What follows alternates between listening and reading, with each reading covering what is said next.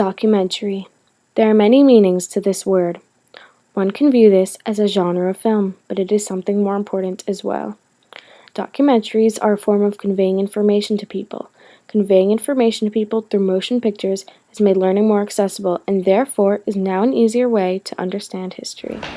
I think it's important to not set out to make a kind of film. It's important to set out to tell a specific story and find a medium that fits that story best. And documentaries often do that. The great thing about documentaries and films in general is that they provide a voice to a large number of people in a very accessible way. I mean, people make documentaries without shooting anything, though. People will make documentaries that are found footage, that are, stills and a narrator, a history lesson. It's a way of preserving cultures. It's a way of communicating what's important to us in life. I think the purpose of documentaries is to transport people and to widen their understanding of the richness of the world. One could say documentaries began at the birth of motion pictures. The first motion picture was created in 1878 by Edward Muybridge. This was The Horse in Motion. It was made specifically to answer a common question of the time: are all four of a horse's hooves off the ground simultaneously while galloping? To answer this question, Muybridge set up multiple cameras to capture the horse's motion. After all of the photographs were developed, he put the pictures together, and then the first motion picture was created. The Horse in Motion was the first of many documentaries to help people understand something or learn more about a certain subject. People are going to sit down, they're going to start going, gee, I'm beginning to understand something in sequence. It's not a painting where you get all the information at once. In sequence about the world. And if it tells a story, if it takes us out of ourselves and kind of transports us into this river of sound and light, then it can be, in the deepest sense, enriching. Documentary, by its very definition, is the creative treatment of actuality. It derives from the Latin word docere, which means to teach. In the early 1800s, before motion pictures were created, the Oxford Dictionary defined the word documentary as a lesson. Documentaries have been used for many years as a way of educating people and conveying information. Many modern-day TV stations like PBS and the History Channel use documentaries as a way of teaching people of all ages, and in many schools, teachers use documentaries in the classroom. I would say documentaries look at the world through someone's eyes and try to tell stories that convey something about humanity that at its best can be universally understood. It could be a point of view, it could be a thesis. The official definitions usually have something to do with nonfiction. I think documentaries are like nonfiction novels that, if they work, kind of take you deep into some aspect of reality which is remote from your own everyday experience, either in space or time. I think documentary films are stories that are told from real life. In addition to teaching, documentaries can also have the ability to influence people. The films that are really poised at a message and trying to get something to stop. And they either succeed or fail in that. Dziga Vertov, originally David Kaufman, completely changed documentaries.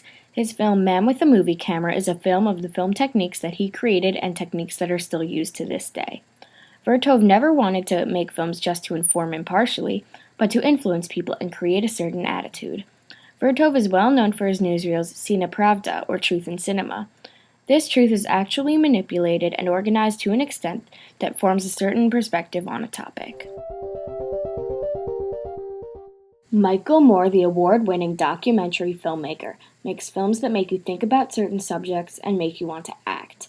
The intent of his films like Bowling for Columbine, Fahrenheit 9/11, and Sicko cause you to consider subjects that are of great concern to us as Americans today. His films effectively incite people to action. Michael Moore uses all the tools at his disposal, like dramatization, in order to agitate and appeal to our emotions.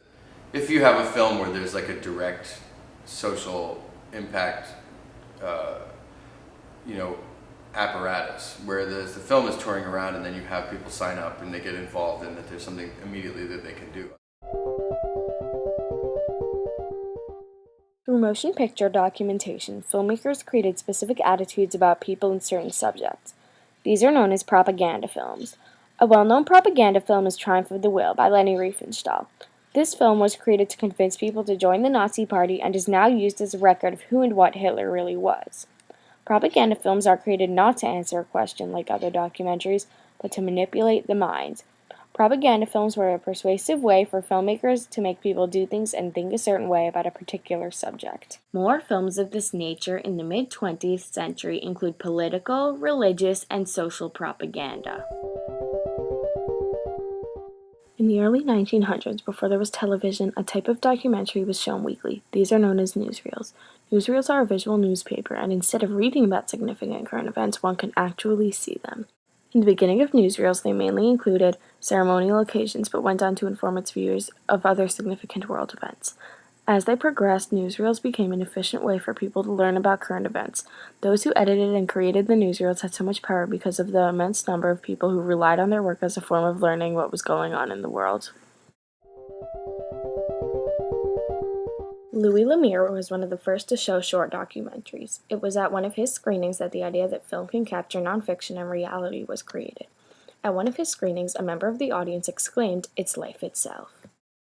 They take us anywhere. They take us to the moon, or they take us to the South Pole, or they take us inside, cellular biology, or they take us to George Washington, or to Rosa Parks, or to people and things and situations which we have no possibility of experiencing except through the imagination and either works of historical literature or documentaries. John Grierson had a profound impact on the documentary film industry. His first film, Drifters, was a silent portrayal of the work of the herring fishermen in the North Sea. This film had a huge impact on everyone that saw it and changed the view of working people in motion pictures. Grierson made one more film and then devoted the rest of his life to a movement dedicated to using real footage of ordinary things and make them as exciting and dramatic as fiction, which is a technique that is still used today.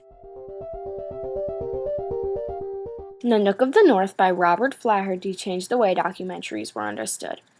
This was one of the first major travelogue films, and it helped people all over the world learn about places they might never see. This one was specifically about Flaherty's trip to the Canadian Arctic. Even those important events in our nation's history caught on tape are considered documentaries. We would not be able to understand these events in the same way without seeing them in action. YouTube, along with many other video archives, makes recent and past events accessible for us to watch. YouTube has made it possible for everyone to store footage of important things and archive these key events forever.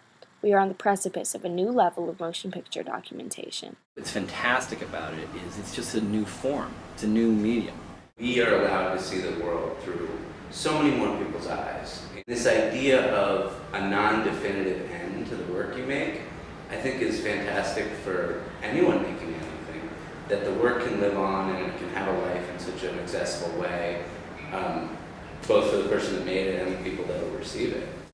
It's getting people involved, getting the word out there. There's films that have been social commentaries, there's films that have been humorous, and there's films that have really changed the world. Ever since Edward Muybridge and the first documentary film, our lives have become increasingly recorded and documented, viewed, and reflected upon. As culture and the new world continue to develop, so is our ability to document these changes, providing us with the new opportunities to share information and to capture both the personal and public lives of the world's citizens in ways never imagined. It's through motion picture documentation that we can really understand the phrase, seeing is believing. Now, documentaries are changing the world and changing the way people think, having huge impact.